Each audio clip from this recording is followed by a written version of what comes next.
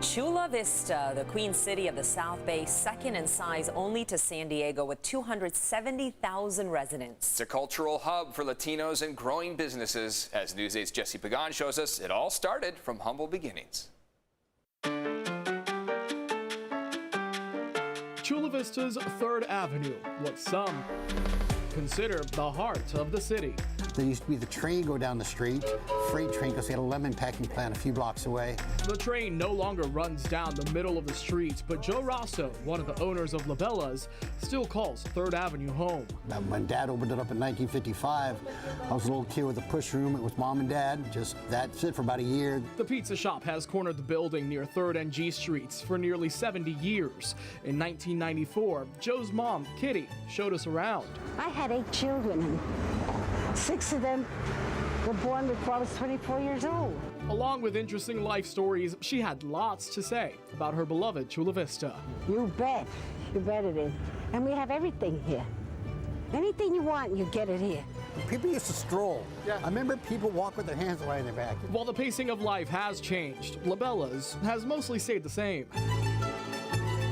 Cooks spin dough and top it with all the usual goodies, and the clientele has stayed faithful even through the pandemic.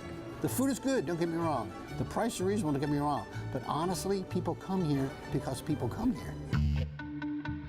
If you're talking about change on 3rd Avenue since 1994, it's really different. Mayor Mary Casillas Salas remembers growing up in the city fondly. Well, it kind of threw me back, right? It took me back to my younger days because when you showed the Marston one, for example, well, that turned into a Broadway.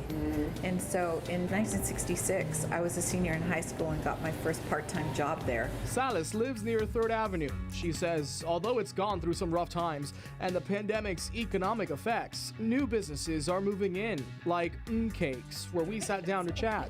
I expect that this area around here will be a lot more dense, a lot more urbanized. And nowadays, Chula Vista isn't just 3rd Avenue. This is Eastlake, a community 15 minutes away, still in the city and growing.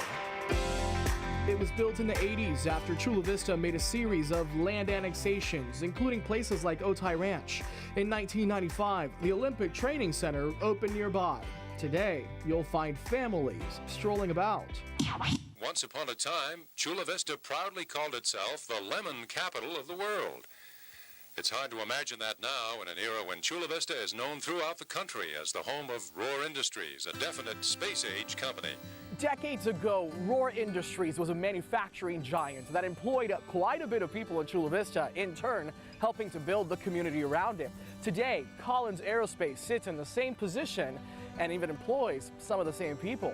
I used to work at Rohr. It was a company that I started working at when I was a teenager. Connie Rascon-Gunther has binders full of memories from her time at Rohr, starting in 1979. When I started at Rohr, we were still transitioning from a build-to-print company. So Boeing and Airbus, those kind of companies would give us their designs and then we'd go and manufacture them. Rohr became a powerhouse employer in the South Bay, drawing engineers and other tech-forward companies to the area while keeping its small-town charm. A lot of families connected. You know, us being a Hispanic family, my cousins were living there, and so we always had all kinds of carne asadas on Sundays, you know, those kind of get-togethers. Chula Vista's population exploded from 84,000 in 1980 to more than 135,000 in 1990. Today, close to 270,000 people call it home, bringing rich cultures with them.